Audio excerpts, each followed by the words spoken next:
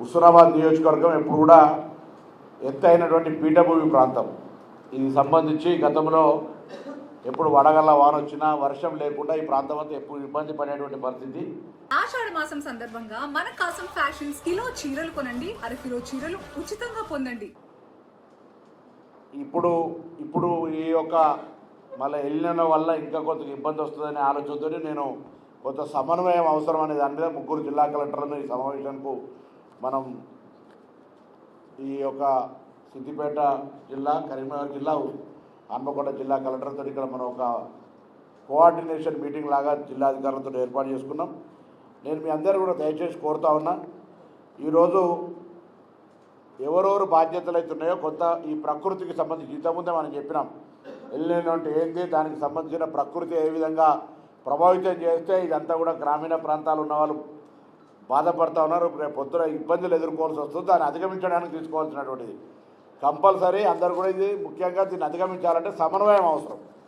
ఆ సమన్వయం లేకపోతే కష్టమవుతుంది. కాబట్టి ఒక డిపార్ట్మెంట్కి ఇంకొక డిపార్ట్మెంట్కు జిల్లా స్థాయిలో, అదేవిధంగా మండల స్థాయిలో నేను చాలా సందర్భాలు చెప్పిన, మండలంలో ఉన్నటువంటి ముఖ్యమైనటువంటి అభివృద్ధికి సంబంధించినటువంటి ప్రభుత్వ పథకాలు లేదా స్కీమ్స్ ఎగ్జిక్యూషన్ చేసేటువంటి, suppose construction side Panchayati Raj, R&B లేదా ఇతరత్ర ఇరిగేషన్, ఇట్లా డ్రింకింగ్ వాటర్ లేదా ఎనిమల్ హస్బెండరీ, వెటర్నరీ, ఇట్లా రకరకాల అగ్రికల్చర్, సో మెనీ డిపార్ట్మెంట్స్ ఉండే మండలం వాళ్ళు కోఆర్డినేట్ చేసుకుంటే, జిల్లా వాళ్ళు కోఆర్డినేట్ చేసుకుంటే ఎట్లయితుంటుందో మండల్ దాని ఇంపాక్ట్ విలేజ్ దాకా పడుతుంది.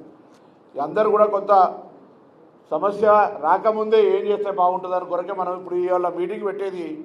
మళ్ళీ సంవత్సరం 2027 జూన్ దాకా ఉంటుంది.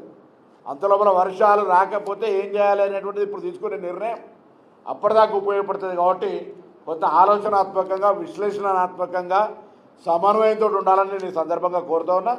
మాకు కూడా క్యాబినెట్లో ఇదే చాలా పెద్ద ఎజెండా. ఆ రోజు మాట్లాడినప్పుడు ఇంతకుముందు అడిగినటువంటి అనేక అంశాలను కూడా చర్చ చేసుకున్నప్పుడు జిల్లాలల్లో 10 జిల్లాలలో ఇన్ఛార్జ్ మంత్రులుగా సమావేశాలు ఏర్పరచుకొని ఆ ఫీడ్బ్యాక్ తీసుకొని మళ్ళీ అక్కడ మాట్లాడాలనేటువంటి త్వరలోనే మరొక క్యాబినెట్ తీసుకొని ఈరోజు ఇది ఒక విపత్తు, జాతీయ విపత్తు కింద కూడా తీసుకొని కేంద్రం నుంచి కూడా సహకారం తీసుకోవాలనేటువంటి ఆలోచనతో ప్రతిపాదనలకు మనకు అందరూ కూడా ఒక అవగాహన జిల్లా కలెక్టర్ల ద్వారా క్షేత్రస్థాయి ఉన్న వాళ్ళందరికీ కూడా రావాలి. దీని ఎవరైనా నేషనల్ టీం వస్తే కూడా దాన్ని వివరించగలిగేటువంటి ఒక ఐడియా, సమస్య మనం అవగాహన కలగాలనే దాని మీద ఈరోజు ఇక్కడ మనం ఏర్పరచుకున్నాం. తప్పకుండా మరి ప్రతి డిపార్ట్మెంటు వాళ్ళ ఒక సెల్ఫ్ ఒక ప్లాన్ ఆఫ్ యాక్షన్ చేసుకొని విత్ కోఆర్డినేషన్ చేసుకోవాలని కోరుతా ఉన్నా.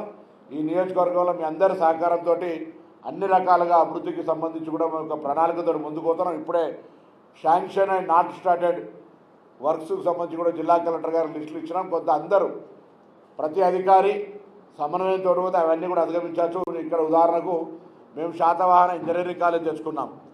పోయిన సంవత్సరం విద్యా సంవత్సరం స్టార్ట్ అయింది. ఇప్పుడు దానికి 3-4 ఇంతల స్టూడెంట్స్ కూడా, ఎందుకంటే కౌన్సిలింగ్ సెంటర్ కూడా ఇక్కడనే పెట్టించుకున్నాం. అడ్మిషన్కి సంబంధించి మేము ఎక్కడో మళ్ళీ హైదరాబాద్లో ఎక్కడో పోకుండా ఈ యూనివర్సిటీ కాలేజ్ గవర్నమెంట్కి తెప్పించుకున్నాం. దానికి సంబంధించిన ల్యాండ్ క్యాబినెట్ అప్రూవ్ అయింది, బిల్డింగ్ కూడా శాంక్షన్ అయింది, బిల్డింగ్ వర్క్స్ కూడా నడుస్తూ ఉన్నాయి విత్ ఇన్ 1 ఇయర్. దాని తర్వాత ఇక్కడ 250 పడకల ఆసుపత్రి వేసుకున్నాం మనం.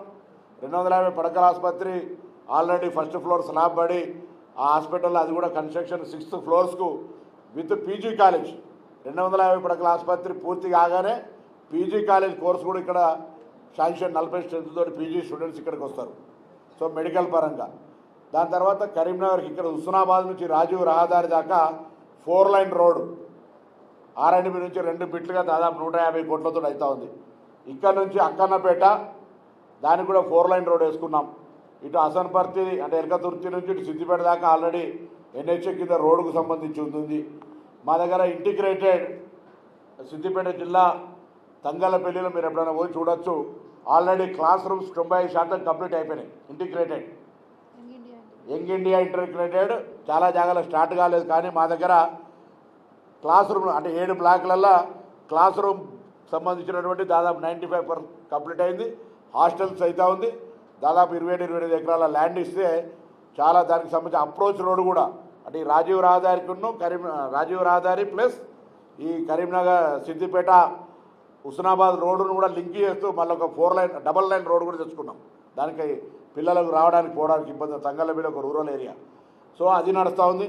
మీరందరినీ పోగా నేను మరొకసారి కోరుతాను, మా మున్సిపల్ కమిషనర్ లేకపోతే లోకల్ ఆర్డీఓ గారు ఎంఆర్ఓ గారు కోఆర్డినేట్ చేస్తారు. ఇక్కడ నుంచి భోజనాలు చేసిన తర్వాత పక్కనే ఎల్లమ్మ చెరువు ఉంటుంది.